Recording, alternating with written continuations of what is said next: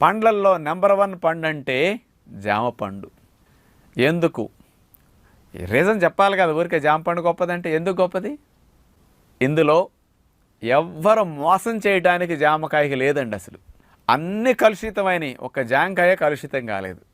ఇప్పుడు ఏ పండైనా తయారైతే కొయ్యాలి, తయారవ్వకుండా కూడా రాలిపోయినా అది తినడానికి పనికొస్తున్నది.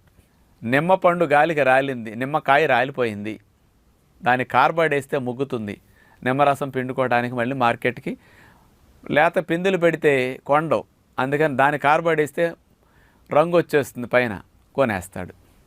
మామిడికాయలు గాలి వాళ్ళకి రాలిపోయినాయి, మామిడికాయ కార్బైడ్ వేస్తాడు, ముగ్గిన పండులా కనపడుతుంది, సేల్ అయిపోతుంది.